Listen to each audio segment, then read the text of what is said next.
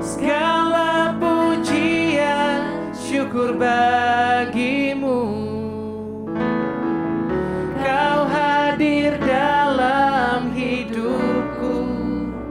Kini ku datang sujud di hadapanmu, memujimu, menyembahmu. Yesus, ku menyembahmu.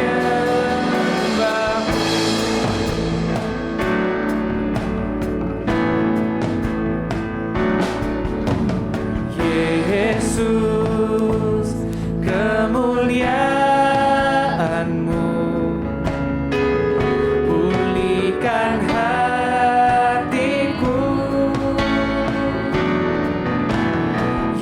Yesus, kemuliaan-Mu berkati hidupku. Segala pujian syukur bagimu. Kau hadir dalam hidupku.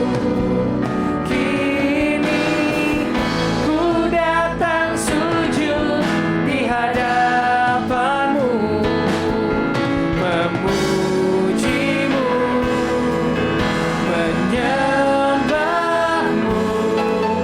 Yesus, ku menyembahmu. Segala pujian syukur bagimu. Oh, kau hadir dalam hidupku. Kini ku datang sujud di hadapanmu, memujimu, menyembahmu. Yesus, ku menyembahmu. Segala pujian syukur bagimu. Kau hadir dalam hidupku. Dan kini ku datang sujud di hadapanmu, memujimu, menyembahmu. Yesus, ku menyembahmu. Segala pujian syukur bagimu. Kau hadir dalam hidupku. Dan kini ku datang sujud di hadapanmu, memujimu, menyembahmu. Yesus, ku menyembahmu, memujimu, memujimu. Kami menyembahmu. Yesus, ku menyembahmu.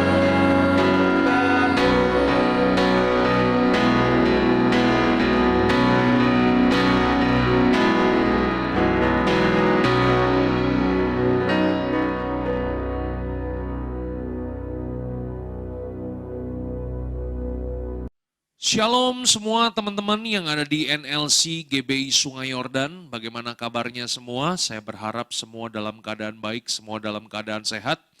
Nah, hari ini kali pertama saya melayani di NLC GBI Sungai Yordan. Perkenalkan, nama saya Dieter Nicholas Gunawan. Saya berharap bahwa perjumpaan kita hari ini bisa mengubahkan kehidupan. Dan izinkan hari ini saya untuk menyampaikan firman Tuhan.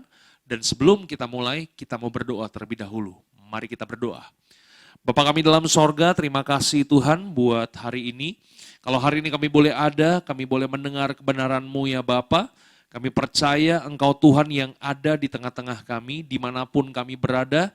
Kami percaya kami akan mengalami lawatan-Mu ya Bapa. Tidak ada satu kuasa pun yang bisa meruntuhkan keinginan kami untuk berjumpa dengan Engkau. Hari ini berikan pewahyuan-Mu dalam kehidupan setiap kami. Biarlah kebenaran firman Tuhan mengubahkan kehidupan kami, memperbaharui cara berpikir kami. Terima kasih ya Bapa, di dalam nama Tuhan kami Yesus Kristus. Haleluya. Amin. Nah, teman-teman semua yang ada di NLC, hari ini saya diberikan tema tentang good shape. Ya, saya percaya bahwa di hari-hari ke depan keadaan gak akan lebih baik, teman-teman. Saya percaya masa yang sukar akan pasti datang dalam kehidupan setiap kita. Saya datang pada pagi hari ini bukan untuk nakut-nakutin kita, tapi teman-teman nanti baca aja di dalam firman Tuhan bahwa Alkitab dengan jelas sudah katakan kepada kita bahwa di hari-hari terakhir akan datang masa yang sukar. Oleh sebab itu hari ini teman-teman semua, mari kita mau memperbaharui cara hidup kita. Kita memperbaharui cara berpikir kita. Supaya apa? Supaya ketika masa yang sukar datang, kita tetap berkemenangan di dalam Tuhan. Supaya yang ada di dalam kehidupan kita jadi semakin lebih baik. Sehingga apapun yang terjadi, kita punya mentalitas yang kuat. Dan percayalah janji firman Tuhan dalam kehidupan setiap kita bahwa engkau adalah umat-umat yang lebih daripada pemenang. Yang percaya katakan amin. Nah teman-teman semua, kalau kita kembali kepada bagaimana Tuhan menciptakan manusia, saya percaya perjanjian lama dalam kitab Kejadian 1 ayat yang ke-26, firman Tuhan katakan seperti ini. Berfirmanlah Allah, baiklah kita menjadikan manusia menurut gambar dan rupa kita, supaya mereka berkuasa atas ikan-ikan di laut dan burung-burung di udara, dan atas ternak dan atas seluruh bumi dan atas segala binatang melata yang merayap di bumi. Jadi manusia pada awalnya diciptakan Tuhan serupa dan segambar. Nah, apakah yang dimaksudkan kita diciptakan serupa dan segambar? Diciptakan serupa dan segambar bukan berarti wajah kita jadi seperti Tuhan. Serupa dan segambar itu artinya waktu Tuhan menciptakan saudara dan saya, Tuhan menciptakan setiap kita, Tuhan menciptakan dengan kualitas, Tuhan menciptakan dengan karakter. Di dalam kehidupan kita ini ada kualitas Tuhan, ada karakter Tuhan. Inilah yang membuat kita semua bisa berkuasa di atas bumi ini. Kenapa? Ada kualitas Tuhan dalam kehidupan setiap kita. Tapi masalah yang terjadi adalah manusia jatuh di dalam dosa. Waktu manusia jatuh di dalam dosa, maka apa yang terjadi? Firman Tuhan katakan dalam Roma 3 ayat yang 23, karena semua orang telah berbuat dosa dan telah kehilangan kemuliaan Allah. Jadi pada waktu manusia jatuh dalam dosa, manusia kehilangan kemuliaan Tuhan, manusia kehilangan bobot Tuhan, manusia kehilangan kualitas Tuhan, karakter Tuhan. Itulah yang membuat manusia hidup untuk dirinya sendiri. Itulah yang membuat manusia hidup jatuh di dalam dosa, dikuasai oleh dosa. Itu sebabnya pada saat manusia jatuh dalam dosa, manusia hidupnya sangat tidak berkualitas. Kenapa? Karena telah kehilangan kemuliaan Tuhan. Oleh sebab itu, kenapa Tuhan menyelamatkan kehidupan setiap kita? Tuhan menyelamatkan kehidupan setiap kita bukan hanya untuk sekedar membawa kita ke sorga, teman-teman. Saya percaya bahwa sorga itu ada. Saya percaya bahwa sorga itu nyata. Tetapi tujuan Tuhan menyelamatkan kehidupan setiap kita bukan hanya sekedar membawa kita ke sorga. Tapi tujuan Tuhan menyelamatkan kehidupan setiap kita supaya kita dikembalikan pada rancangan yang semula. Kita dikembalikan kepada keserupaan kita dengan Tuhan. Karakter Tuhan yang hilang, kemuliaan Tuhan yang hilang. Ketika saudara dan saya, kita menerima Yesus sebagai Tuhan dan Juru Selamat, disitulah Tuhan mengembalikan semua kemuliaan yang pernah hilang dari kehidupan kita. Nah teman-teman semua, untuk kita semakin serupa dengan gambaran Tuhan, Tuhan membawa kita ke dalam sebuah proses. Nah, teman-teman semua, ya, bagaimana caranya supaya kita bisa semakin serupa dengan gambaran Tuhan? Ada bobot Tuhan yang keluar dari dalam kehidupan setiap kita. Dari dalam kehidupan setiap kita memancar kualitas Tuhan. Bagaimana caranya? Caranya adalah begini, 1 Timotius 4 ayat yang ke-7 sampai dengan ayat yang ke-9, firman Tuhan katakan seperti ini. Tetapi jauhilah tahayul dan dongeng nenek-nenek tua, latihlah dirimu beribadah. Perhatikan baik, latihan badani terbatas gunanya. Tetapi ibadah itu berguna dalam segala hal karena mengandung janji baik untuk hidup ini maupun hidup yang akan datang. Perkataan ini benar dan patut diterima sepenuhnya. Jadi bagaimana caranya supaya dari dalam kehidupan setiap kita bisa memancarkan kualitas Tuhan? Bagaimana caranya? Alkitab katakan, latihlah dirimu beribadah. Kenapa kita harus melatih diri kita beribadah? Karena Alkitab katakan begini, latihan badani itu terbatas gunanya. Alkitab ingin katakan apa sih kepada kita? Alkitab ingin katakan begini bahwa latihan badani itu bukan gak ada gunanya. Latihan badani itu ada gunanya. Tetapi terbatas. Kenapa? Karena latihan badani itu gunanya hanya untuk di dunia ini saja, teman-teman.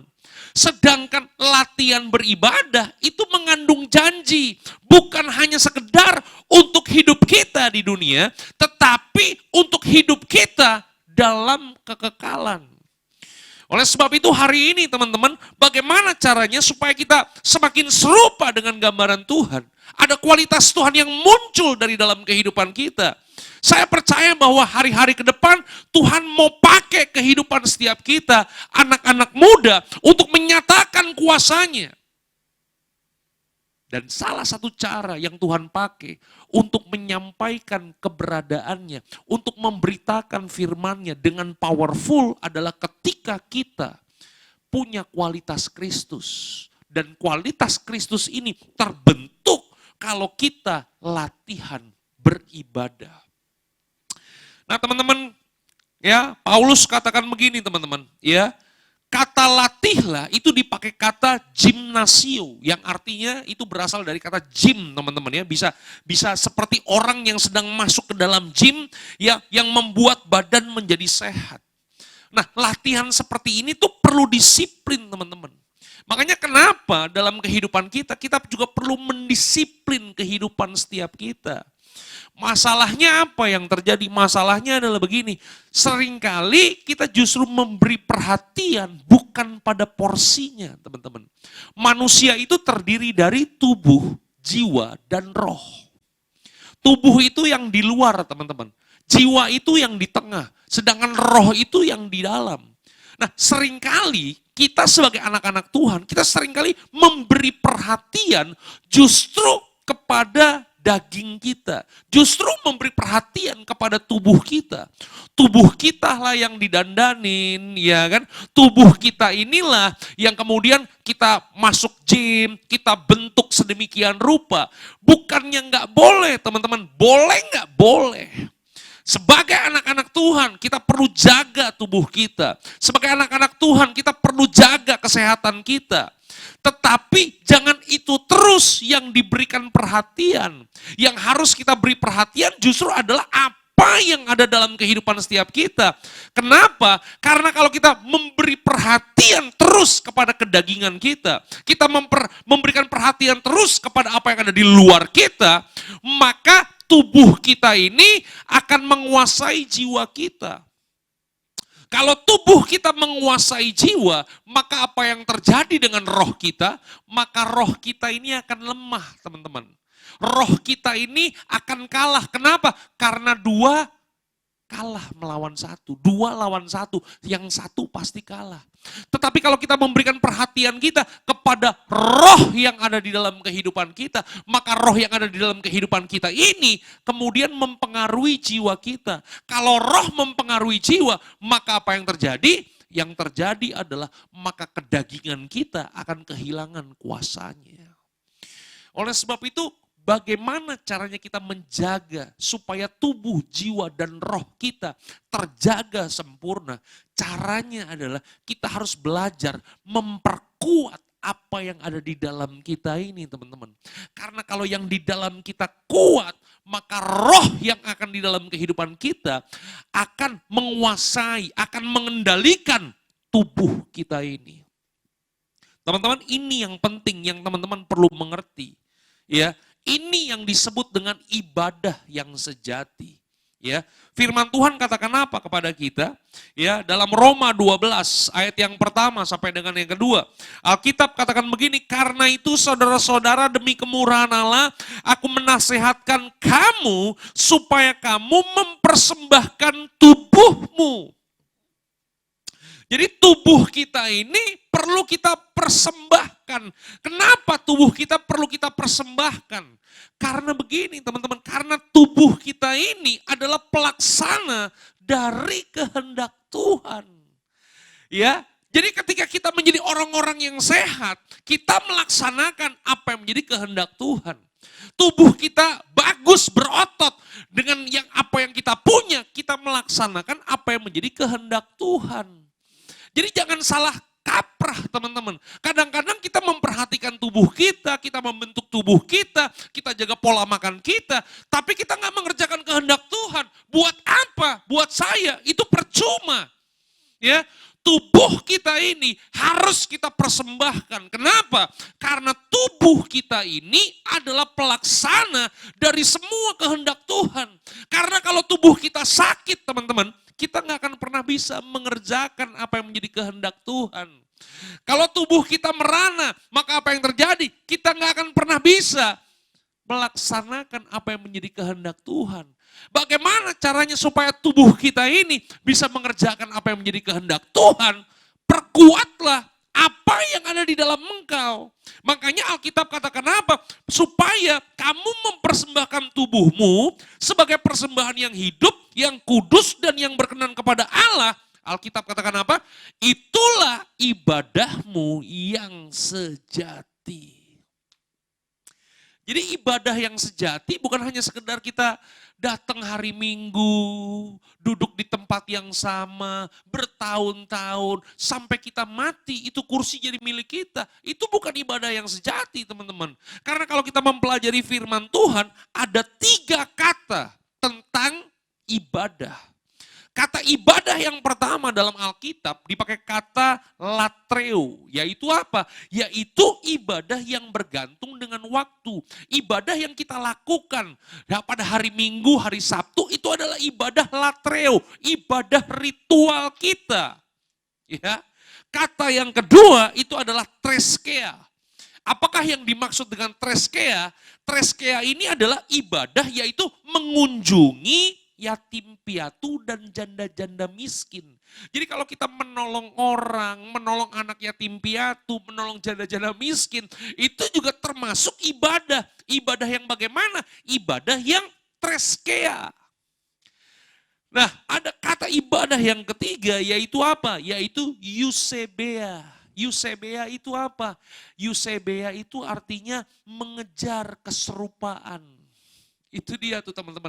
Jadi pada waktu kita mengejar keserupaan kita dengan Tuhan, itu adalah ibadah kita yang sejati. Kenapa mengejar keserupaan itu adalah ibadah yang sejati? Karena mengejar keserupaan itu tidak terbatas dengan waktu. Mengejar keserupaan itu tidak terbatas dengan tempat. Kapanpun, dimanapun kita ada. Itulah ibadah kita. Pada waktu kita mengerjakan apapun dengan tubuh kita, itu adalah ibadah kita. Karena apa? Karena pada waktu kita mengerjakan apapun, kita melaksanakan apa yang menjadi kehendak Tuhan. Oleh sebab itu hari ini teman-teman, ya kan? Ayo, jangan hanya sekedar membentuk tubuh kita. Bukan hanya sekedar menjaga pola makan kita. Kalau teman-teman punya pola makan yang baik, bagus. Hari ini saya himbau kita semua untuk menjaga pola makan kita dengan benar. Supaya apa? Supaya di kemudian hari jangan sampai kita jadi orang yang sakit. Hari ini kalau kita rajin berolahraga, itu bagus gak? Bagus. Saya pun suka main sepeda, teman-teman. Hampir tiap hari saya main sepeda. Kenapa saya main sepeda? Karena apa? Karena saya mau tubuh saya sehat. Karena kalau tubuh saya sehat, saya bisa mengerjakan apa yang menjadi kehendak Tuhan. Karena apa? Karena begini, kita harus mengarahkan seluruh kehidupan kita pada pelaksanaan kehendak Tuhan. Untuk apa kita sehat? Untuk apa kita punya bisnis yang hebat? Untuk apa kita punya karir yang hebat? Tapi kalau kita nggak mengerjakan kehendak Tuhan, buat saya itu gagal, teman-teman. Ya, hari ini, ya, jagalah tubuhmu. Ya, tubuhmu adalah bait Allah. Apakah yang dimaksud dengan tubuhmu adalah bait Allah? Bahwa begini, di dalam kehidupanmu ini ada Tuhan yang bersemayam. Di dalam hidupmu ini, tubuhmu ini ada Tuhan yang berdiam, teman-teman. Tuhan yang berdiam di dalam kehidupanmu inilah yang akan mengendalikan apapun yang kamu kerjakan, apapun yang kamu lakukan, sehingga hidupmu menyenangkan hatinya Tuhan. Ya. Oleh sebab itu firman Tuhan katakan apa, teman-teman? Firman Tuhan katakan begini dalam 1 Korintus 9 ayat yang ke-25 sampai 27. Tiap-tiap orang yang turut mengambil bagian dalam pertandingan menguasai dirinya dalam segala hal. Ya. Jadi kita harus kuasai diri kita dalam segala hal. Dalam makan, dalam bertindak, dalam berkata-kata, dalam berpikir. Kita harus berani, kita harus bisa menguasai diri kita dalam segala hal. Ya, mereka berbuat demikian untuk memperoleh suatu mahkota yang fana. Tetapi kita untuk memperoleh suatu mahkota yang abadi. Jadi kalau orang dunia aja, teman-teman, mereka bisa menahan segala sesuatu supaya tubuhnya sehat, supaya mereka bisa naik ke atas podium, supaya mereka bisa mendapatkan emas, teman-teman, medali emas. Apalagi kita, ya kan? Kita melakukan itu bukan untuk mahkota yang fana. Kita melakukan itu semua karena kita mengerti ada mahkota kekal yang menanti kehidupan kita. Ayat yang selanjutnya. Sebab itu aku tidak berlari tanpa tujuan dan aku bukan petinju yang sembarangan saja memukul. Perhatikan baik, tetapi aku melatih tubuhku dan menguasai seluruhnya supaya sesudah memberitakan Injil kepada orang lain, jangan aku sendiri ditolak. Ya. Jadi Paulus dengan jelas katakan dia melatih tubuhnya. Melatih tubuh di sini apa sih, teman-teman? Melatih tubuh itu bukan berarti kemudian kita angkat-angkat barbel, bukan. Melatih tubuh di sini bukan hanya sekedar kita menjaga pola makan. Kita melatih tubuh kita karena apa? Karena ada Tuhan di dalam kita yang mengendalikan tubuh kita. Sehingga tubuh kita dipakai untuk kemuliaan hormat bagi nama Tuhan. Oleh sebab itu hari ini teman-teman, ya, Paulus sudah katakan seperti ini. Dia rasul yang hebat, dia rasul yang luar biasa teman-teman. Dalam pelayanannya, dia latih tubuhnya. Supaya apa? Supaya ketika dia berbicara tentang kebenaran, dia nggak ditolak teman-teman. Ya, nggak jadi batu sandungan. Ketika dia bicara firman Tuhan, ketika dia bicara Injil, ada kuasa yang mengalir deras keluar dari mulutnya. Kenapa? Karena Tuhan yang di dalam dia yang mengendalikan hidup dan tubuhnya. Teman-teman, ini yang perlu kita pahami. Ini yang perlu untuk kita mengerti, teman-teman, ya. Memang tubuh kita ini penuh dengan daging, teman-teman. Tapi bisa nggak sih tubuh kita ini dipakai untuk melaksanakan kehendak Tuhan? Alkitab katakan bisa banget, teman-teman. Firman Tuhan katakan apa dalam Galatia 5 ayat yang ke-17? Firman Tuhan katakan seperti ini. Sebab keinginan daging berlawanan dengan keinginan roh. Dan keinginan roh berlawanan dengan keinginan daging karena keduanya bertentangan. Sehingga kamu setiap kali tidak melakukan apa yang kamu kehendaki. Ya. Akan tetapi jikalau kamu memberi dirimu dipimpin oleh roh, maka kamu tidak akan hidup di bawah hukum Taurat. Jadi kalau kita memberikan diri kita hidup dikendalikan oleh roh, maka apa yang terjadi? Roh Tuhanlah yang ada dalam kehidupan kita, itulah yang mengendalikan kehidupan kita. Makanya ayat yang selanjutnya dikatakan begini, perbuatan daging telah nyata, yaitu percabulan, kecemaran, hawa nafsu, penyembahan berhala, sihir, perseteruan, perselisihan, iri hati, amarah, kepentingan diri sendiri, pencideraan, roh pemecah, kedengkian, kemabukan, pesta pora, dan sebagainya. Apa maksudnya dan sebagainya? Masih banyak teman-teman ya. Perbuatan daging itu bukan hanya sekedar yang tertulis. Perbuatan daging itu masih banyak. Itu dia tuh ya. Kemudian Alkitab katakan apa? Alkitab katakan seperti ini. Alkitab katakan ya, terhadap semuanya itu kuperingatkan kamu seperti yang telah kubuat dahulu, bahwa barang siapa melakukan hal-hal demikian, ia tidak akan mendapat bagian dalam kerajaan Allah. Tetapi buah roh ialah kasih, sukacita, damai sejahtera, kesabaran, kemurahan, kebaikan, kesetiaan, kelemah lembutan, penguasaan diri. Tidak ada hukum yang menentang hal-hal itu. 24. Barang siapa menjadi milik Kristus, ia telah menyalibkan daging dengan segala hawa nafsu dan keinginannya. Jikalau kita hidup oleh roh, baiklah hidup kita juga dipimpin oleh roh. Jadi bagaimana caranya kita menyalibkan semua keinginan daging kita? Alkitab katakan, berilah dirimu dipimpin oleh roh Tuhan yang ada di dalam engkau. Karena kalau roh yang ada di dalam engkau menguasai kehidupanmu, mengendalikan kehidupanmu, maka tubuhmu ini pasti akan melakukan apa yang menjadi kehendak Tuhan. Hari ini teman-teman, ini kebenarannya ya. Ada satu bagian ayat firman Tuhan lagi yang saya ingin teman-teman mengerti. Ya, dalam Efesus 5 ayat yang ke-14 sampai dengan ayat yang ke-17. Ya, percayalah bahwa di hari-hari terakhir ini Tuhan mau pakai setiap anak-anak muda untuk menjadi alatnya, untuk menyatakan kemuliaannya, untuk pergi menjadikan semua bangsa muridku.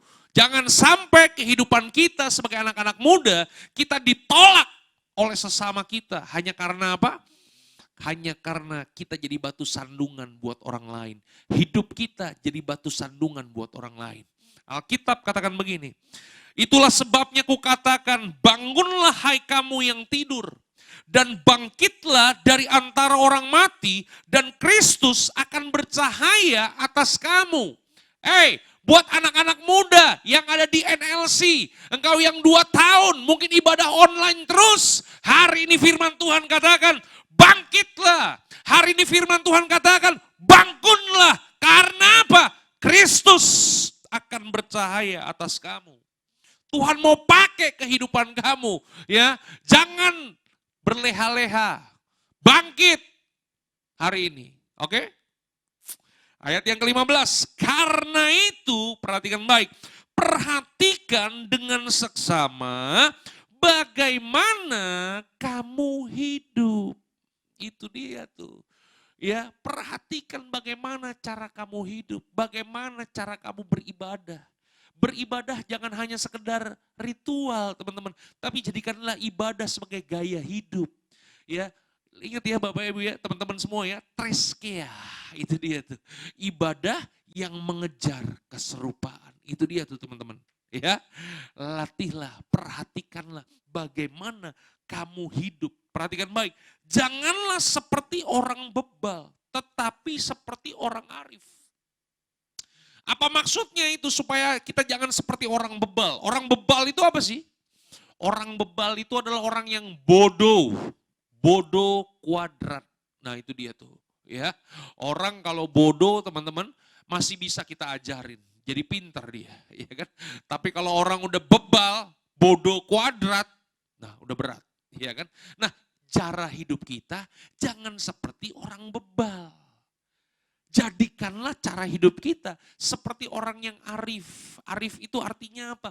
Bijaksana, mampu menimbang mana yang baik, mana yang benar. Mampu menimbang mana yang dari Tuhan, mana yang bukan dari Tuhan. Itu jadi orang yang cerdas secara rohani, teman-teman. Ya. Ayat yang ke-16 perhatikan baik, dan pergunakanlah waktu yang ada karena hari-hari ini adalah jahat.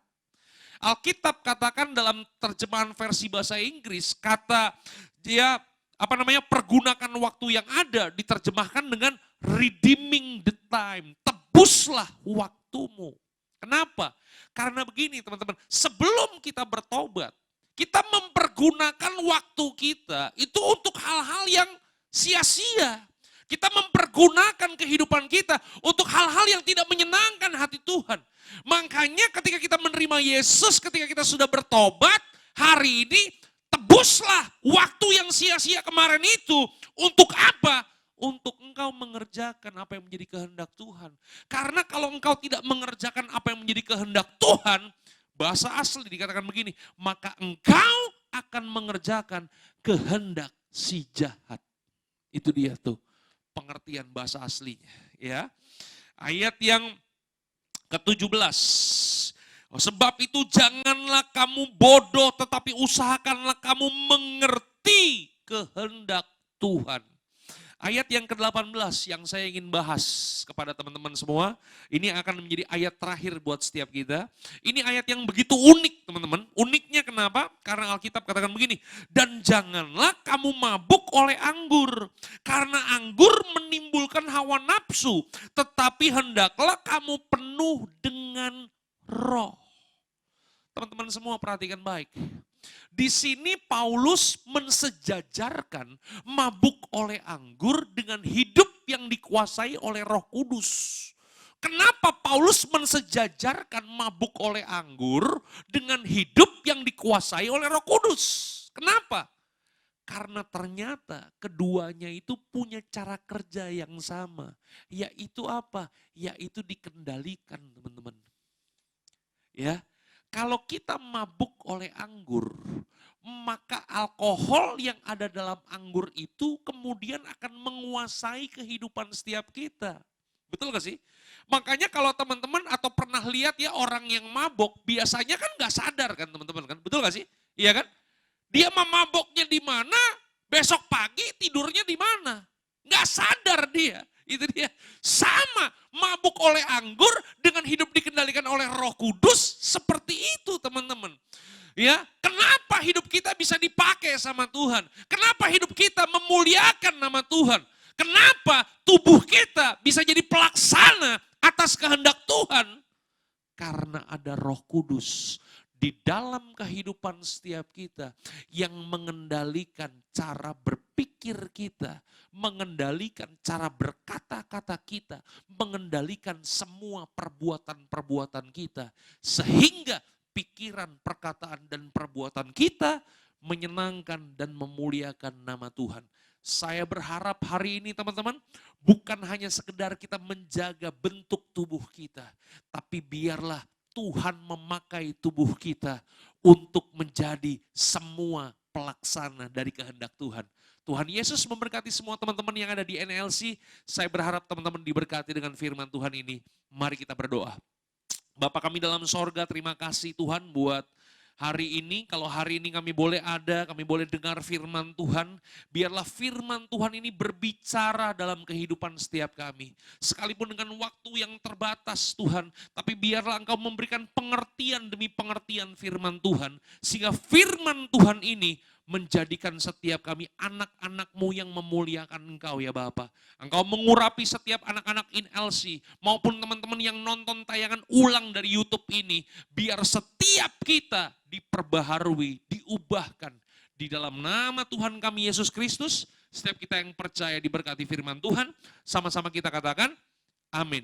Tuhan Yesus memberkati teman-teman. God bless you all. Haleluya.